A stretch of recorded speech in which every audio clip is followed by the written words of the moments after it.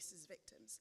We have to remember this is just not about how the police treat black people when they think they may have committed a crime, but also how they treat them when a crime may have been committed against them and they are attempting to seek justice. And that's why it's so important that there is black self-organisation and black leadership in terms of this organisation, because it's important that that those that are experiencing the difficulties are taking the lead in making sure that they are policed in the way that is most effective for our communities.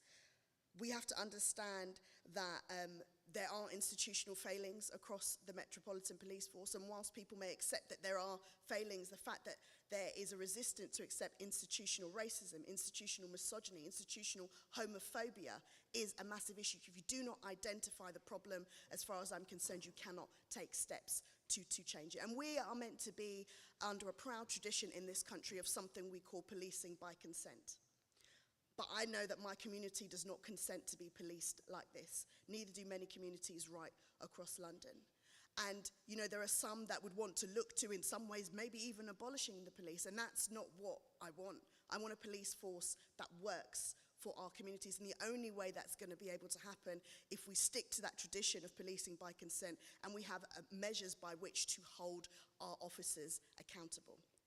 And I know from speaking to the best of the officers, and we do have some good officers, it is true, that they do want to be held to account. So I hope that this conference and that Alliance for Police Accountability are taken at face value and actually people are listened to.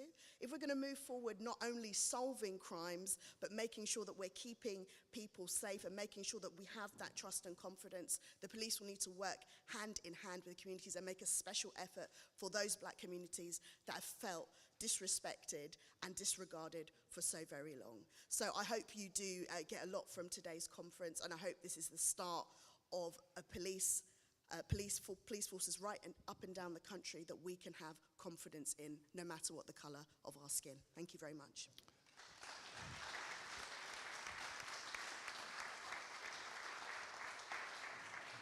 Thanks so much, Belle, and powerful words as always. So, as Belle said, this is really about how we as a black community can improve relations with police forces across the country. So although this event is based in Lambeth today, we are a national initiative, and I'm going to invite Lee Jasper shortly, who's the chair of the APA, to come and say a bit more about what the APA is doing. I think just before we do that, as with all events, it takes a lot of organising, it takes a lot of commitment and volunteering and behind-the-scenes work, and I'd just like to thank a number of our sponsors for today's event, and I'm pleased to say that actually this event is purely supported by black donations and initiatives, and I think that for me in itself is a sign that this initiative is going to be something different. So I'd like to thank the following organisations, so the Black Equity Organisation, Black Men for Change, Aspire Education Group Limited, the Open Minds Alliance, Operation Black Vote, Action for Race Equality. Can we give them a massive thanks for their support? And I believe there are a number of funders in the room who are considering supporting the APA over the longer term. Langkelly were our first foundational funder, so big thanks to them, and also a number of other funders in the room. And then finally, I'd just like to thank Councillor Jackie Dyer. Is Jackie in the room? Jackie, please? She's not here yet. Okay, maybe running a bit late. She's the Deputy Leader of Lambeth Council, and she's also the Chair of Black Thrive Global, and hopefully she'll be here in time to join us on the panel. So, moving swiftly on, I'd now like to invite Lee Jasper, who's been the driving force behind the APA. He's a member of the Black Men for Change group, which I'm also part of, which seeded the idea for this initiative. So can we give Lee a huge, warm round of applause? Over to you, Lee. Thank you. Well, we are absolutely delighted with the turnout today. Given a rail strike, the Victoria line is difficulties. People are stuck on cars and in motorways and so on. So I'm delighted so many of you could make it here today. Look, it's a very important soft launch for us today.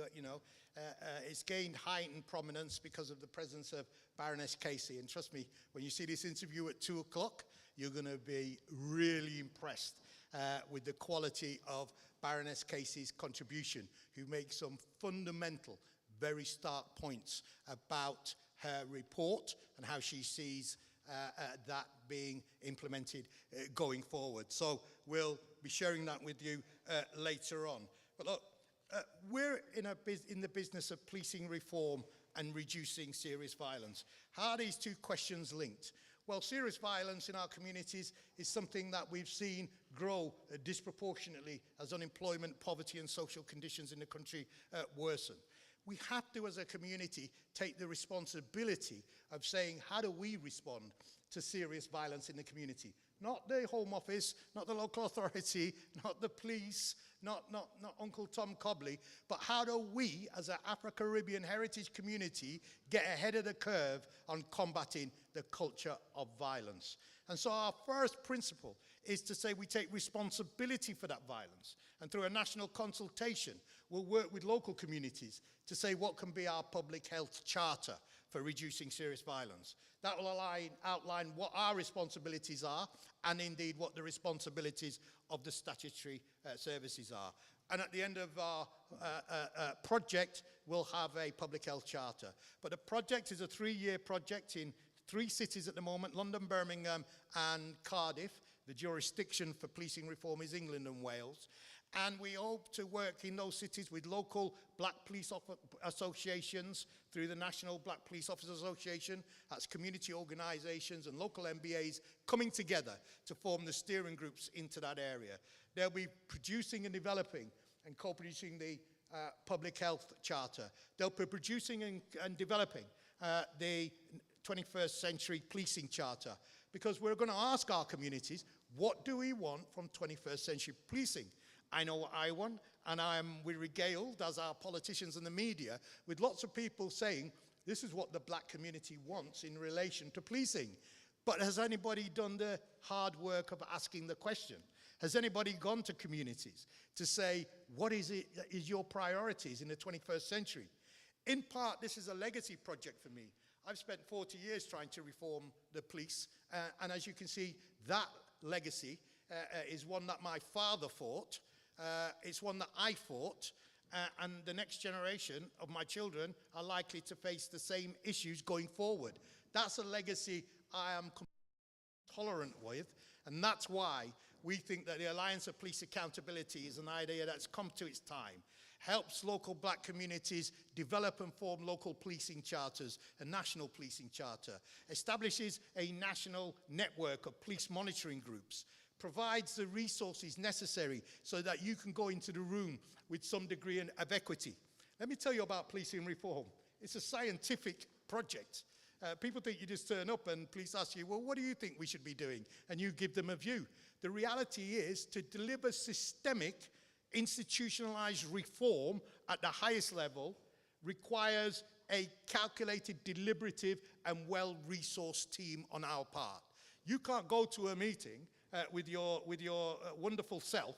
Sitting across the room is $4, $5, $6 billion a year organization with all the research capacity, the policy analysis, the political lobbying infrastructure, all the resources, and you're there on the other side of the room with yourself.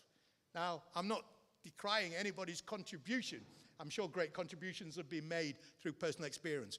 But we have to institutionalize the community good practice that we've seen pursued by people like me all over the country, Stafford Scott, people from Moss Side, people from Toxteth in Liverpool, people from Handsworth. If you wonder, as bad as the police are today, they were worse back in the 70s and 80s. And the reason that they improved, because we were organized as a national community, putting pressure on Home Office, government, and others to make reforms and change they did.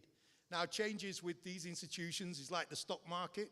It depends what season and what year and what the circumstances. Their reputation goes up and down, and that's true for the Met.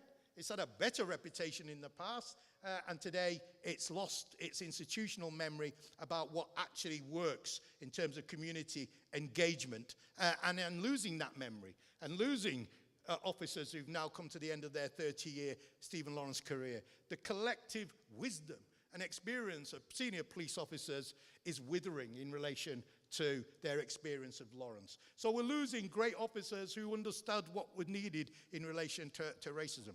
Let's say about institutionalized racism. The black community, and I don't even have to consult on this one, the black community demands that the police accept they are systematically and institutionally racist. That's not, it's not a debate, yeah?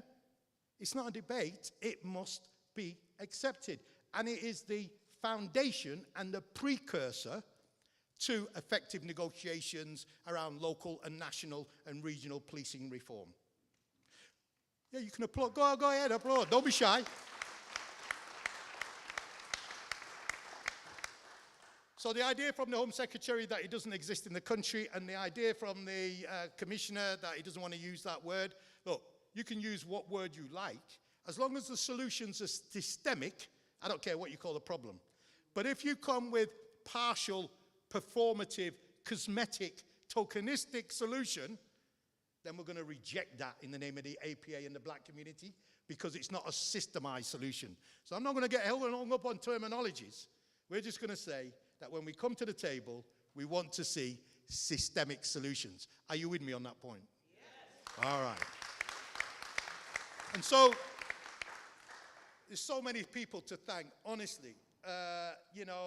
All our sponsors, you can see them on the posters there, who've sponsored today. Black Equity Organization, Aspire Education Group Limited, Black Business, the Open Minds Alliance, the Action for Race Equality Chief Executive is here with us today, Jeremy Crook. Black Men for Change, we've just been sponsored. And today, I'm glad to report, it's only a small thing, but today has been funded entirely by national black organizations. Give them a round of applause.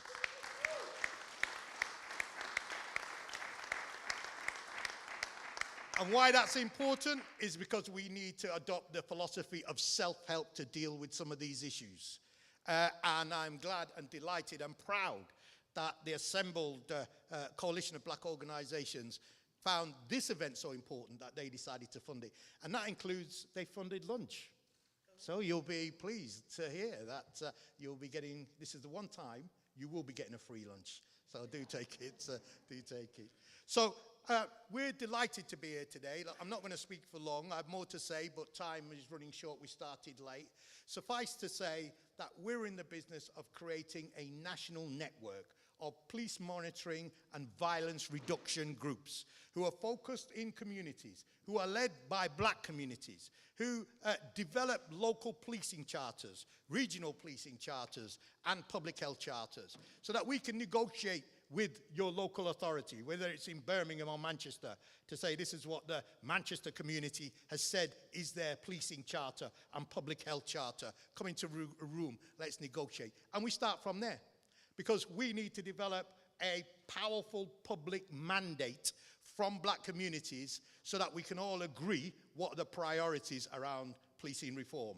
I have my ideas, everybody here will have ideas, but we're gonna do the work of working with communities so that we can get a legitimate democratic mandate that will back our campaign and reform for change. Are you with me on that point?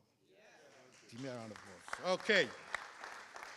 So, in doing that, the APA is formed. We're going to have questions to panel. And today is really just for you to find out more about the APA, but also to hear what reflections are from the panel in relation to the Casey review.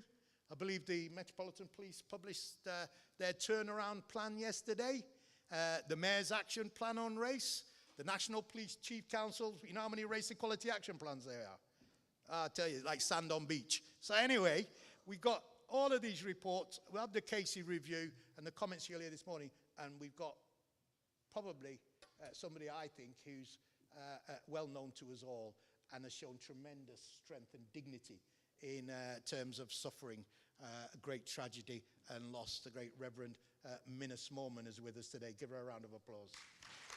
So.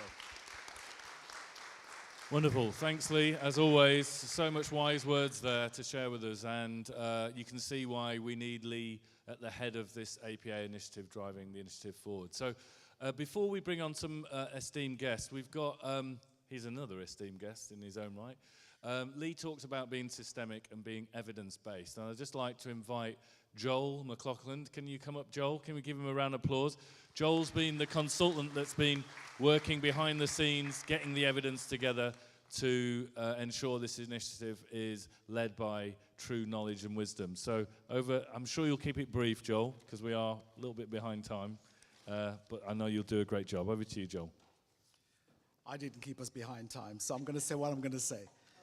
First of all, it's important to have solid, clear black leadership, isn't it? Yeah. It's also important to have clear, solid, committed black followership. And my project, I was asked by Lee and Jeremy Crook, two characters who I've been in the struggle with for some time. And when I say struggle, we've been up against overwhelming odds. Jeremy and I put forward a project up in the West Midlands, the first regional network of black communities getting together to try and resolve their problems. And of course, these things are not easy. They're quite difficult. Lee, everybody knows Lee. I met Lee long time ago with David Weaver and others who formed the National Black Caucus. And we formed the National Black Caucus because we felt it was necessary for all diverse communities to come together. So it was mainly Asian women and African Caribbean men who got together.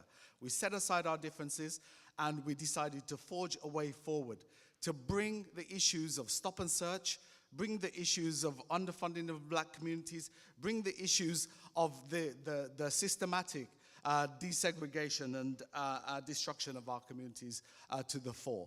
And those initiatives were great, and they served themselves for at that time. But consistently throughout, we've been working around policing.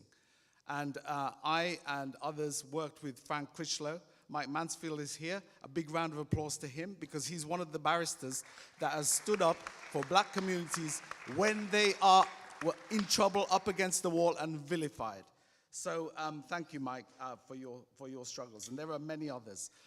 What I was asked to do was to come together with others to think about what it is we do. Philosophers can interpret the world in their various many ways. The point, however, is to change it, isn't it? Yes. The point is to change it. And community-oriented policing, which is the initiative that I've pulled together, and there is, if anybody wants to look at the full report, you can get that on ARE's, Action for Race Equality's website. I think by clicking the QR code, you've got access to it. Worthwhile reading, because this is not a new initiative.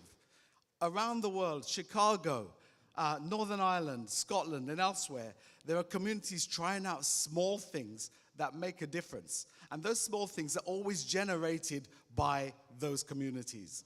And there's a recognition in those communities and with those initiatives that the police have got to be able to come together with us. They've got to, first of all, hear the difficult stories that we're going to be telling today. That's the first thing.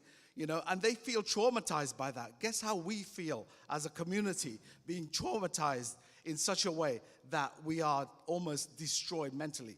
Yeah, there is a researcher in United States called Arline Geronimus, and she talks about the impact, the cellular level impact of racism on the individual.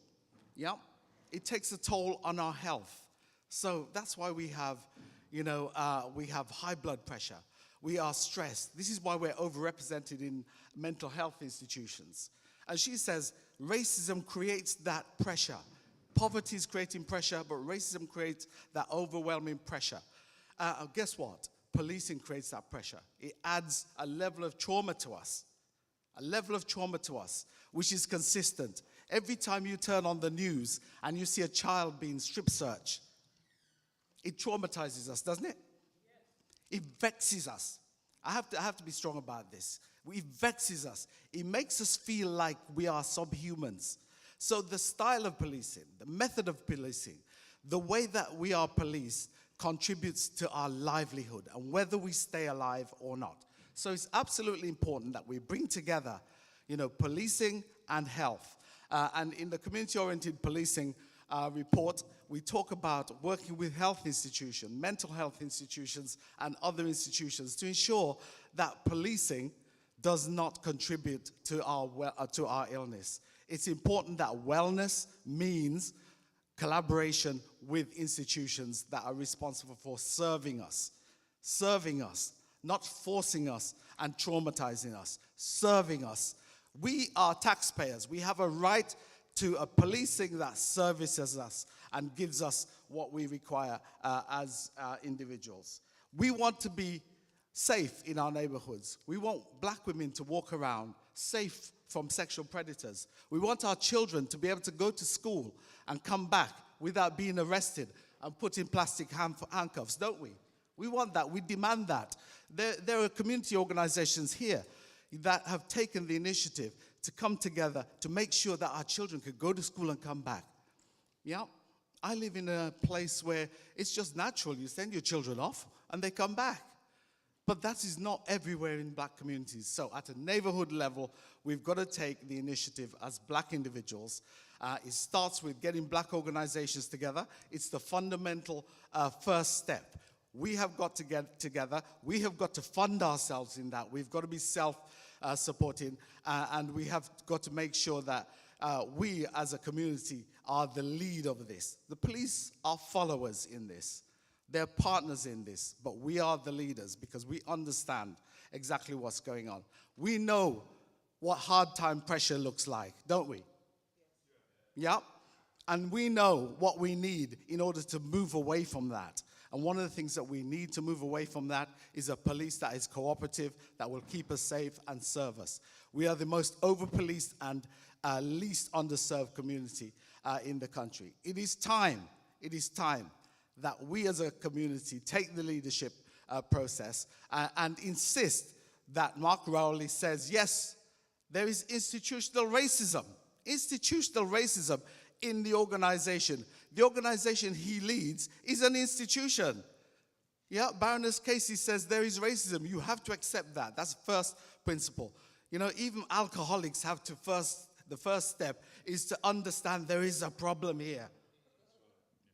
Even alcoholics, okay? So that's the first step. We've got to get that commitment from the police, and then we move forward to make sure that our communities, whether or not the police are willing to engage at this point, will run the course, do the marathon to ensure that we're going to keep this high on the agenda and we're going to organize to keep our neighborhoods safe.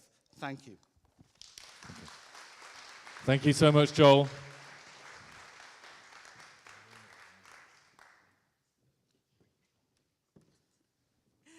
So yeah, thank you, Joel, for that. Now we're up for our first item, and I'm delighted to bring to the stage and introduce our first keynote speaker. This is a woman whose dignity has been outstanding, having suffered the tragic loss of her two daughters, Nicole and Bieber. Please be upstanding for the Reverend Mina Smallman.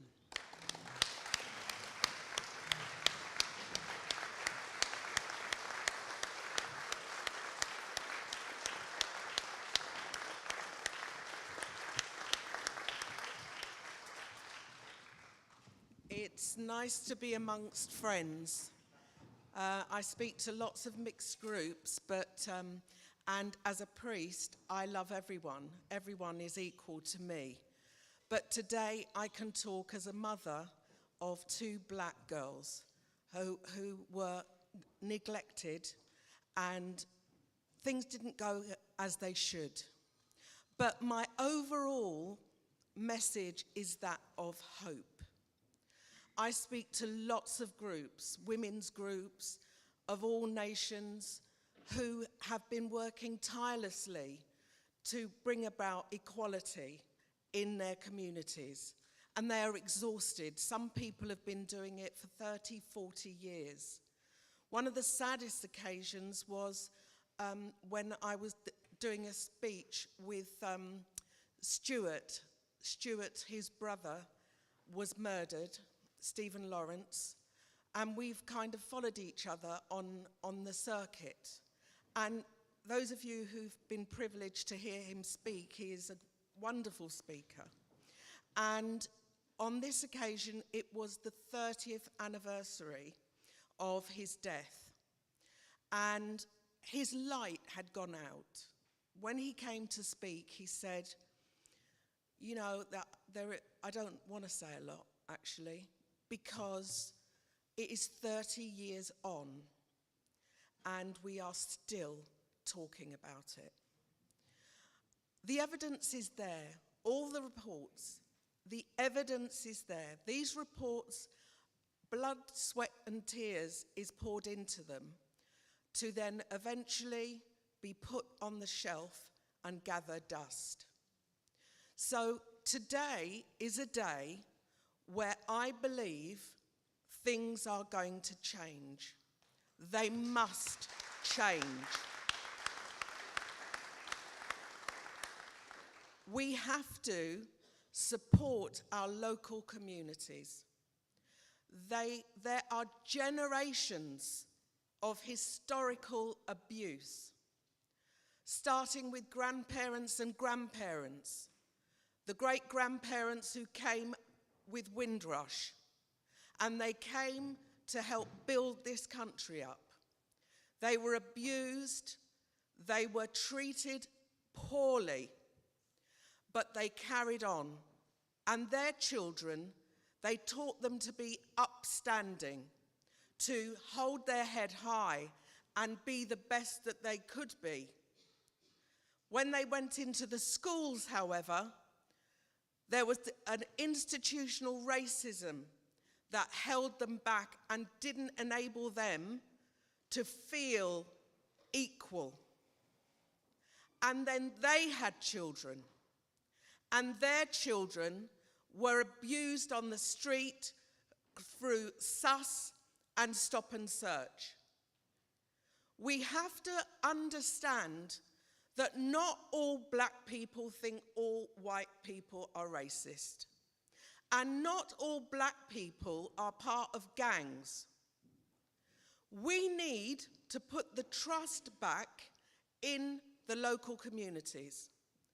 Our local communities nationally are being targeted and run by gangs, not just